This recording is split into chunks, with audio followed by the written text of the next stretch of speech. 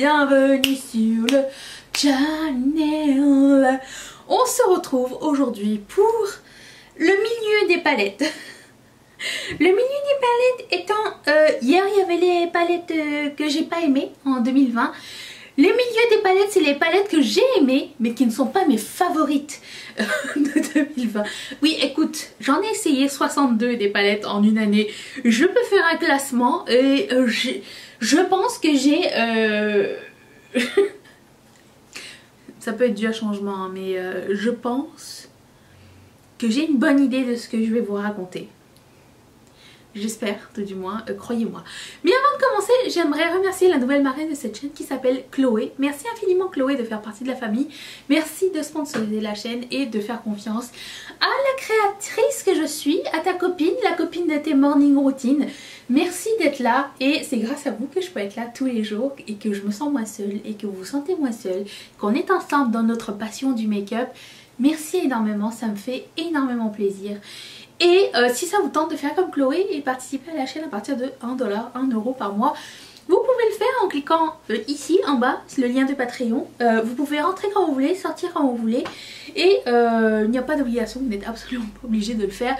C'est volontaire et je vous aime quand même si vous êtes là et que vous likez, commentez, utilisez le lien affilié. Et juste votre présence, ça compte énormément.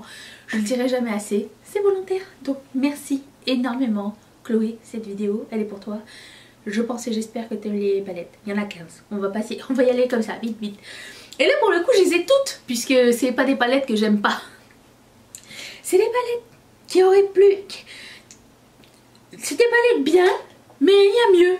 Voilà. Alors, je commence sans ordre particulier par la Huda Beauty. Alors, c'est pas des palettes qui sont toutes sorties cette année. Il y a des palettes qui sont sorties l'année dernière ou l'année d'avant ou bien avant. Et c'est la première fois que j'ai testé au cours de cette année. Mais écoute, on n'achète pas toujours les nouveautés, on achète les choses qui nous plaisent. J'avais acheté ça l'année dernière et j'ai essayé la Nude Rich de Huda Beauty qui est une excellente palette. Vraiment, j'adore le Color Story, j'aime beaucoup le rouge rosé, le bordeaux. À chaque fois qu'il y a du bordeaux, je suis fan. La seule raison pour laquelle elle n'est pas number one, c'est que ça reste quand même assez monochromatique et vous allez voir ce trend à peu près dans quasiment énormément de palettes. Et ma préférence, c'est une bonne Color Story. Voilà. Mais somme toute, c'est une très jolie palette que je vais avoir plaisir à réutiliser. Disons que ça aurait pu être une des... Tu vois, après ça, je pense que ça va être le top 20 ou le top 25, je sais plus trop. Top 22.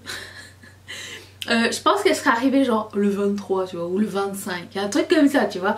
Tellement je l'aime bien. Je l'aime bien, mais c'est pas la meilleure parce que elle n'offre pas beaucoup de possibilités en termes de teinte, en termes de variation. Il n'y a pas tellement de choses qu'on peut faire avec, de traits différents sans que ça tombe dans la même couleur. Vous voyez, bon. Même chose pour la Making Moves de Colourpop. Alors, vous avez vu la vidéo précédente, je me suis débarrassée de la Flutterby parce que celle-ci lui ressemble énormément mais qu'elle est pour moi un petit peu plus jolie. J'aime beaucoup plus ces métalliques là que ceux de la Flutterby.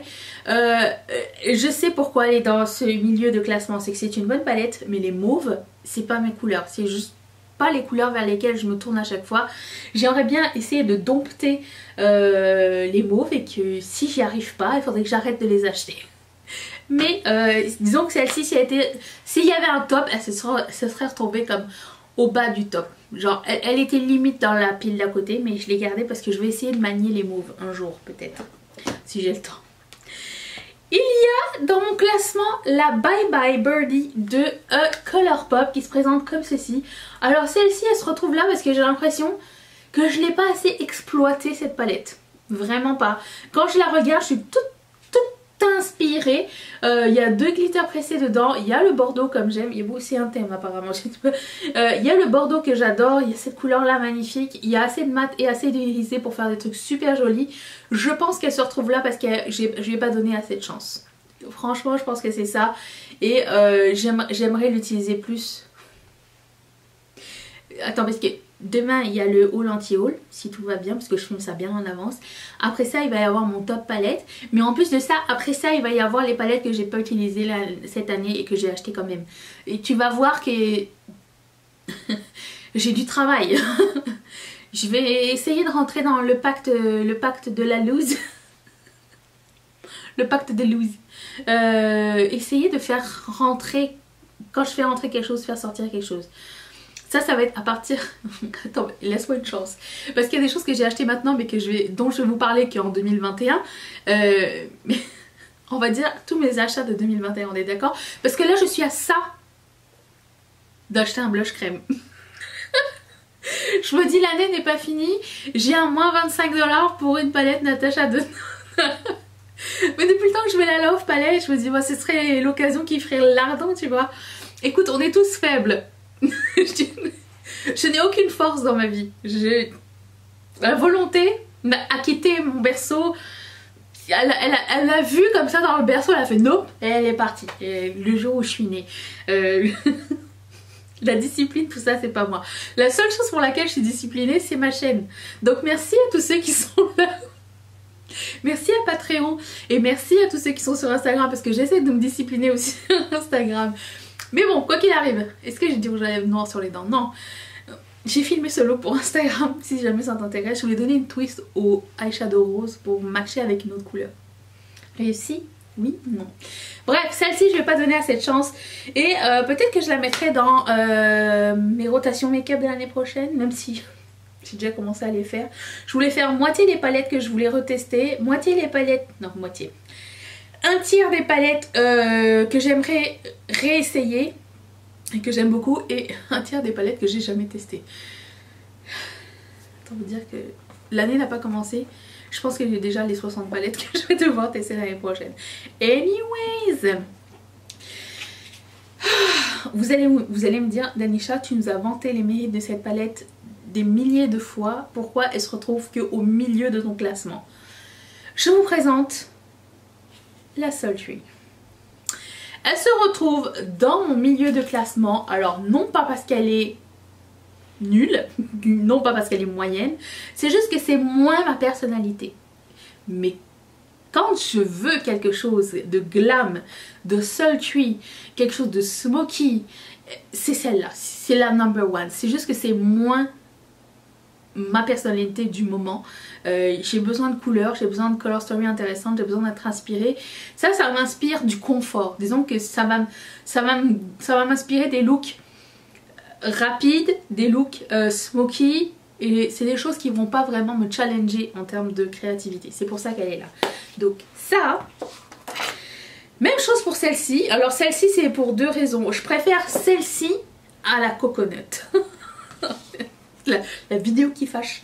J'aime beaucoup la coconut, j'aime énormément sa color story, j'aime les couleurs qui sont à l'intérieur, c'est magnifique. Encore une fois, c'est la même chose que la Sultry, c'est une palette très confortable que, admettons, j'apporterai en vacances, si admettons un jour on puisse revoyager. Ça serait la palette sympa, ça serait la palette d'accompagnement, ça serait la palette facile, la palette lumineuse, flatteuse, tu te casses pas la tête. Moi, ce que j'aime bien faire quand je pars en vacances, c'est apporter une seule palette et 3-4 teintes de rouge à lèvres, genre un gloss, un rouge à lèvres rouge, un rouge à lèvres orange et un rouge à lèvres nude pour m'amuser, ou un rouge à lèvres fuchsia. Et ça, c'est parfait, ça va avec tout, je trouve. Donc ça, c'est le genre de palette qui va se retrouver dans la palette confort. Celle-ci aussi, mais des deux, de celle-ci, je préfère celle-ci.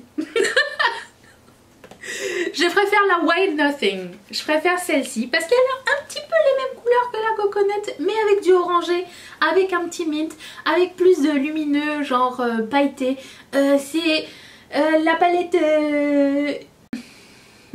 Comme son nom l'indique, et l'esthétique, c'est la palette de la californienne. Pour moi, c'est la palette de la californienne, la palette hipster, la palette de la cool girl. Pour moi, c'est ça, ça ressemble à ça. Sauf que je ne suis pas du tout la cool girl, donc je reste au milieu. Je me dis, tu sais, les filles qui ont un tan et qui mettent que des trucs lumineux, et qui mettent du glossier, tu vois, c'est un petit peu ce genre de fille. Et c'est pas moi. Moi, je Ensuite, celle-ci se retrouve au milieu aussi, la Juvia's Place Warrior. Elle se présente comme ceci. Pourquoi elle est au milieu? Premièrement, parce que je ne suis pas la première fan de ce genre de color story de or. Mais il y a du or, il y a du cuivré et il y a du rose gold. Et du coup, ça rend la palette beaucoup plus fun à utiliser. J'aimerais recommencer à faire des looks avec cette palette là. À chaque fois que je l'ouvre, elle m'inspire à nouveau. Et aussi, ça rentre dans le classement. Ça rentre pour une condition dans les palettes. Il faut que la palette elle ait une histoire derrière. Et celle-ci elle a une histoire particulière. On l'avait achetée avec Mathieu quand on avait été à New York ensemble. Et on est allé dans un Ulta. Et je sais pas, j'hésitais, je la prenais pas, puis finalement au dernier moment je l'ai pris. Je sais pas, c'était un beau moment, je me rappelle exactement, puis c'était un beau souvenir et du coup ça me rappelle ça et c'est pour ça que je veux la garder dans ma collection. Dans ce palmarès vous allez aussi retrouver, je pense pas que ça va être une grosse surprise, Bare Necessities, pour toutes les raisons invoquées ci-après. La seule raison pour laquelle je la garde, c'est un petit peu comme Marion Caméléon l'a dit, c'est qu'il me faut une palette de nude quelque part à un moment donné et qu'elle a absolument tout. Toutes les transitions, l'intensité, du très pâle au très foncé, plusieurs finis. Je pense que c'est la palette idéale. Genre si je devais virer la taupe, la coconut, la white nothing, peut-être pas la white nothing, la sultry peut-être. Oui, peut-être la sultry. Je garderais qu'une et ce serait celle-ci. Mais celle-ci, je sais pas. Il y a aussi genre la Making Moves à l'intérieur. Peut-être que je devrais me débarrasser de la Making Moves. Anyways, c'est pour ça qu'elle est là. C'est que j'ai pas ma personnalité, mais que c'est important d'avoir. Enfin, je trouve que c'est cool d'avoir ça. C'est un peu plus d'options. Je ne suis pas une fille qui. La fille qui essaie de se justifier. Je pense pas que je sois quelqu'un qui essaye de se borner à un seul type de look. J'aime bien explorer plusieurs avenues. Pour moi, le make-up c'est un peu jouer au déguisement, jouer à avoir une nouvelle personnalité ou avoir une nouvelle... C'est un petit peu comme se déguiser, un petit peu un jeu de rôle. Et ça c'est le rôle princesse. C'est le rôle glamour, princesse, smoky et voilà, c'est le marié aussi, ça fonctionne très très bien pour ça. Je pense que celle-ci aussi vous allez être surprise de la retrouver là, mais c'est pour une excellente raison, c'est qu'il y a mieux, mais il y a aussi qu'elle est très limitante. Non, ne m'engueulez pas, je l'aime beaucoup beaucoup beaucoup beaucoup, genre elle était à ça de passer dans les meilleures palettes. C'est juste que, oui c'est ça, elle est limitante en termes de color story encore une fois. J'aime beaucoup quand les couleurs sont très variées. J'avais remarqué que quand tu utilisais cette couleur là avec ça ou avec ça, ça finissait par... Quand tu utilisais ces quatre fards là, ça finissait toujours par t'en donner la même chose quand j'ai fait mes looks avec. J'ai hâte de la réutiliser tout comme celle-ci pour voir ce que je peux en faire d'autres. Parce que 3 looks c'est pas suffisant et la qualité est exceptionnelle. Donc désolé Melt. Mais tu es au milieu. Tu n'es pas le maillon faible, mais tu n'es pas le maillon fort. Celle-ci, je l'ai beaucoup aimée. Mais elle ne passe pas dans les meilleures palettes. Maddie Ziegler et Morphe. La voici. J'aime beaucoup, beaucoup, beaucoup, beaucoup, beaucoup cette palette. Vraiment. Mais de choisir, la seule différence pour laquelle j'aurais pu flancher et ne pas choisir la Jaclyn Hill volume 2 qui va se retrouver dans les meilleures palettes, je sais. Je sais, c'est surprenant, je sais. C'est ce vert. Mais ce jaune ne fonctionne pas sur moi et cette couleur là ne fonctionne pas très bien non plus. Et c'est un petit peu ce manque de... Ah non, c'est pas celle-là, c'est celle-ci qui fonctionne pas bien. C'est un petit peu ce manque de... Comment dire,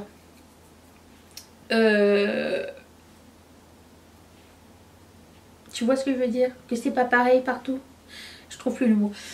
Qui me fait la mettre là. Et ce bordeaux, je sais pas trop avec quoi le matcher. Mais j'aime énormément ces couleurs là. Ces 3 couleurs sont magnifiques, elles se blendent super bien. Je vais avoir un énorme plaisir à l'utiliser aussi. Je pense qu'elle était à la limite de passer dans les meilleures palettes de l'année selon moi. Celle-là et celle-là se ressemblent beaucoup trop. Ça et ça se ressemblent beaucoup trop aussi. Ça aussi ça me fait pencher ma balance. Mais pour le coup j'ai beaucoup aimé qu'il y ait des couleurs vives au milieu des couleurs neutres avec des couleurs très foncées en haut. Il y en a qui disent que c'est un deal breaker. Moi je trouve que c'est une excellente idée. Donc ça...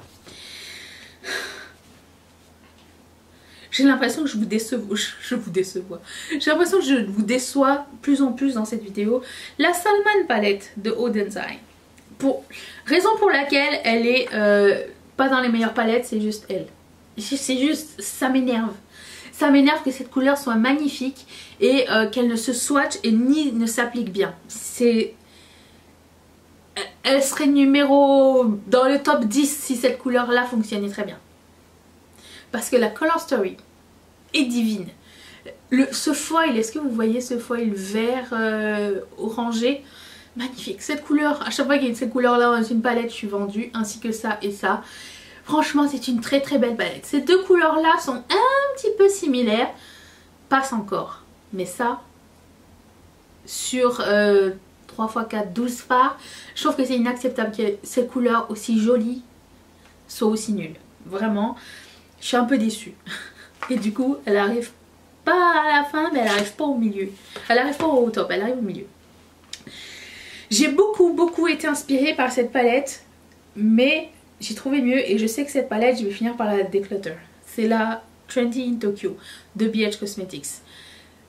Elle est très bien. C'est une palette arc-en-ciel, comme ceci. Si vous cherchez une palette arc-en-ciel et que vous voulez pas mettre des mille et des cents dedans et que vous avez envie d'une palette un tant soit peu rangée pour vous aider à faire des looks et pour vous aider à choisir, celle-ci est parfaite. Elle coûte vraiment pas cher. Elle est tout le temps soldée sur le site de Beauty Bay.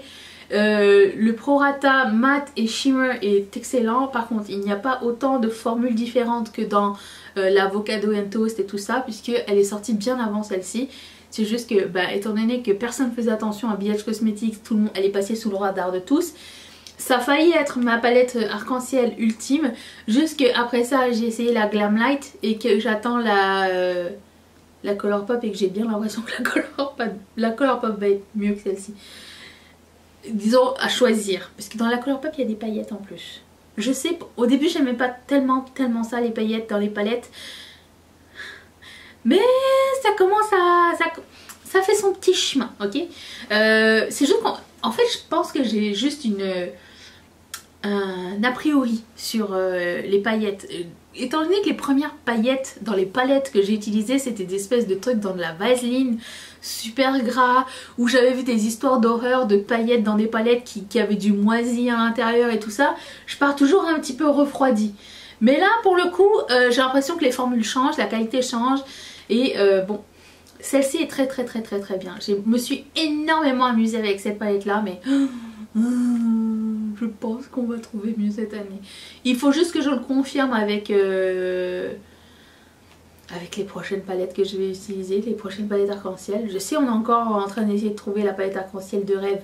Moi je pensais que la Carnaval XL Pro machin, ça allait être la meilleure, et dans la vidéo précédente. Donc pour vous dire, ça ne veut rien dire. La seule raison pour laquelle cette palette est dans mon milieu de palmarès, c'est que le packaging est dégueulasse. Je le déteste, mais je le déteste tellement que quand je le regarde, je suis énervée. La voilà. Alors, de l'extérieur, ça va. C'est clean, c'est beau, c'est propre. Pardon, mais c'est quoi ça? Je ne peux pas travailler dans ces conditions, madame. C'est dégueulasse. Aucune couleur. Le packaging me rebute. Ça aurait pu être tout noir, ça aurait été la meilleure. Ça aurait été dans les meilleures palettes si ça avait été ça. C'est juste que, pour moi, maquiller est une expérience. Ça, très mauvaise expérience. Bleu, jaune, noir. Avec un bout de doré au milieu. Qui a eu l'idée de ça? S'il vous plaît, changez de personnel, je ne sais pas quoi vous dire. Et parce que les couleurs sont excellentes dedans, elles sont superbes, la qualité est superbe. C'est juste que tu as du mal à le voir parce qu'elles sont dans du gribouillis en arrière, dégueulasse. Et du coup ça enlève tout le charme de cette palette, tout ce que ça aurait pu être. Un petit peu comme la Mitchell, les palettes de Made by Mitchell là, vous savez. Il faut que tu passes outre le packaging pour... tu sais... Il faut que ton cerveau bloque une partie de sa raison pour pouvoir apprécier une palette. Ça, c'est pour ça qu'elle se retrouve au milieu. Elle va se retrouver dans, tu sais, un petit peu comme la, je sais plus laquelle. La Huda Rich, tu vois, un petit peu au milieu avec la Morphe et tout ça. Un petit comme milieu top, mais pas top. Celle-ci, je l'ai essayée il n'y a pas longtemps. La seule raison pour laquelle elle n'est pas au top, c'est que, bon, premièrement, elle n'offre pas tant de variété que ça. Hein. Mais en plus de ça, ces trois couleurs-là, plus celle-là, ça et ça, ça et ça se ressemble un chouïa trop pour que ce soit ma palette préférée. Cependant, j'ai eu énormément de plaisir à utiliser ces fards. Les jaunes avec du orangé, avec un petit peu de brun. C'est mon fils ma bataille. J'adore ça. C'est mon gros kiff. Ça, j'attends la poppy aussi avec impatience. Moi, donnez-moi du rose, du jaune, du orange, du rouge. Je suis contente. Donnez-moi du mauve. Je vais un petit peu galérer. Vous voyez? Mais ça, de la bombe. Et la dernière du classement. Ça n'était pas dans un ordre précis, mais la Colourpop Mint To Be. Alors oui, je l'ai attendue et attendue et attendue des années, non des années, des mois et des mois et des mois. Oh, rentrez chez vous madame. Et elle est très belle. Mais qu'est-ce qu'elle est belle! Plus je l'ouvre, plus je l'aime. Et plus je l'ouvre, et plus je me dis, on peut faire que 3-4 looks avec. Mais c'est une bonne palette d'à côté. Et pour le coup, ça, c'est trop bien. Et j'ai pas vu beaucoup de palettes mint cette année. Et celle-ci est vraiment très rafraîchissante. Je l'aime beaucoup, beaucoup, beaucoup. Je vous la recommande si jamais vous cherchiez des couleurs mint. Parce qu'il y a plein de finis différents. Pourquoi je commence à swatcher maintenant? Je ne sais pas. C'est pour essayer de vous persuader que je ne fais pas une erreur. Mais il y a plein de finis différents. Il y a des couleurs un peu plus foncées. Vous pouvez vous éclater avec cette palette. Elle est vraiment très chouette. Mais j'aime pas être limitée par une seule palette. Après, c'est chacun son choix. Hein. Vous n'êtes pas obligé d'utiliser une seule palette à la fois. Vous pouvez mélanger vos palettes, en sortir 2-3 ensemble. C'est juste que si vous n'êtes pas de ce genre, vous allez vite faire le tour de look mint. Mais elle est très très très jolie et elle n'était pas nulle du tout. Voilà les 15 palettes. Une paleine. C'est des baleines avec des palettes. Qui se retrouvent dans mon top milieu. De 2020 et je vous retrouve demain pour un haul anti-haul. Merci encore à toi Chloé de sponsoriser cette chaîne. Je vous fais d'énormes bisous, j'espère que cette vidéo vous a plu. Est-ce que vous êtes un peu surpris de ce qui s'est passé dans cette vidéo? J'aimerais bien avoir votre son de cloche aussi. Et bah c'est ça, demain. Bye.